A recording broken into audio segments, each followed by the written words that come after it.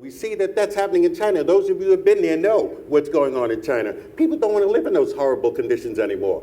They want to be able to live certainly a lot more like we do in this country. So part of this discussion, and the way I think that it's going to help get resolved, we need an industrial policy and figure out a way how to keep jobs in the United States. The next person. Hi there, my name's Dave Hancock. I've got two questions. First, for the manufacturers, in addition to high rents and the real estate constraints, I'd like to hear a little bit more about what are the big challenges of running a manufacturing business in the garment center? Access to capital, workforce development issues, logistics. It seems like it'd be a nightmare to move things down the street or schlep things up and down the stairs. And what are the big issues, and how can folks in this room, in the city, and the stakeholders respond to those issues? And also on the union end, I'd just like to hear a little bit more about what the union's approach to trying to save the garment center and maybe respond to these issues are, and what more maybe the union and organized labor as an entity and a political force in this city can do to try to mobilize, some other stakeholders in this room that are, less well represented. Who'd like to take that? Well, let me just start with the backside of that question first. The union has probably been the entity or the organization that has been engaged in this battle the longest, okay? In trying to figure out with several administrations, all right, along with the city, all right, and the stakeholders in the industry, what is the best path to take to get this issue resolved, all right? And then, and I've been engaged in it probably, as long as this conversation has been going on. We have not been successful, like for a number of reasons. One being is because we can't agree. What the city would like for us to do, quite frankly, is come to them with a plan and say, we all agree and this is what it ought to be, and they say grace over it, and it would happen. The problem is that we can't agree, and the city, quite frankly, has not provided, in my view, the kind of leadership, perhaps, that it needs to be able to say, guys, this is a workable plan. The plan comes up, a number of people don't like it, and then we go back to the table. So this has been somewhat of a frustrating, certainly for me, round robin. But having said that, I am still, as representative of working people representing the union, still ready, willing, and able to try to figure out, what is the best solution for everybody. And I was around when it was 6 million square feet, okay? And I'd be the first to tell you, we don't need 6 million square feet. The question is, what do we do need, and then how do we go about getting it? Joe, you want to take the other part? On the manufacturing question, the absolute toughest thing to do is to have consistent work at a fair price. That is the toughest thing to do. Once you get past that hurdle, if you got past the other hurdle, which is building a plant on human capital in a location where everyone knows how to get there. Urban manufacturing is a very green function.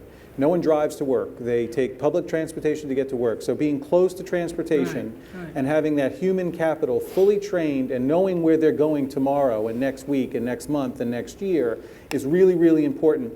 Because if you have a sudden shift to another location, all of a sudden you have to enter a retraining cycle for all those people who now know what they're doing. So number one challenge, get the work. Number two, get it done. Get it done it's human machinery, where people are working in concert in a highly trained, skilled fashion, and they're doing it on a repetitive basis. So continuity of your location is really tied to that, and that's really what we're arguing for. And when we talk about an area developing, what we're really trying to do is unlock value for the landlords, to get the city to say they're happy, so that the manufacturer can continue to exist. We don't really care what's on the first floor. In fact, if there are restaurants, that's great.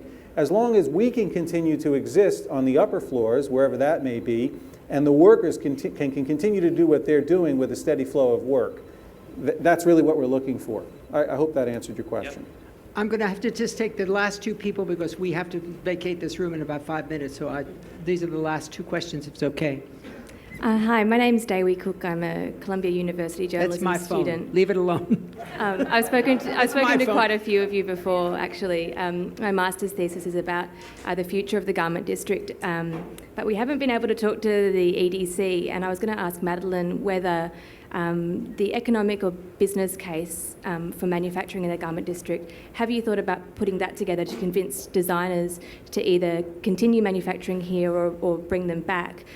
Because I know that Joe and I spoke recently about that, about the fact that it can actually be more profit or more economical to do the prototype line here.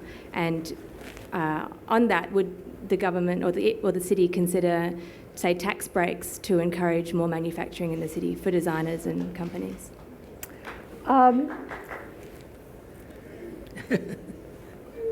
Well, you asked a couple of questions. So, I mean, would the city be willing to sit down with the designers and say, and talk about how they could bring some design back to the city? Sure. The question really is well, what is the plan? And how do we get the designers, like you said, Stan, you talk about this all the time at the council. So what we're trying to do, other than the fact of the programs that I already mentioned to you that we are actively working on now, we're trying to come up with a plan. And as you see here, there are a lot of stakeholders. And as Edgar said, not everybody is going to agree.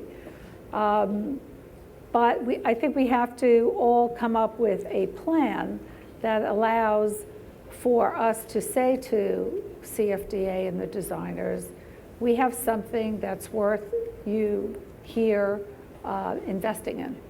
And I don't think that that's happened. I'm not sure that it's EDC or the city that are the ones that really have to be at the center of this, by the way. But if you're asking, would we do that? Sure, we'll do it. We'll do it when we think we have something that's worth having a discussion about, that will bring designers to the table. Thank you. Next. Hi, my name is Aniko. I am a designer and entrepreneur, and I produce locally. And I just wanted to say that I think it's really important that we create consumer awareness so that the consumer understands why it's important to buy things made in the U.S. I think if they don't understand that, if we lose industry and we lose jobs here, then they will eventually not have anything to buy anything with in the end. But I think that maybe something that is important is for us to try and create that awareness for other people so that they know why we're doing this. Thank you. I want to, we have to vacate, but so that will be the last question, but I do want to thank the panel. I want to thank Vicki. I want to thank Community Board 5. You guys got a tiger by the tail. You're sitting on a landmass that's viable, and we think it's going to be here long after our time. So any questions afterwards, you can ask anybody anything afterwards, but thank you all for coming. Thank you so much.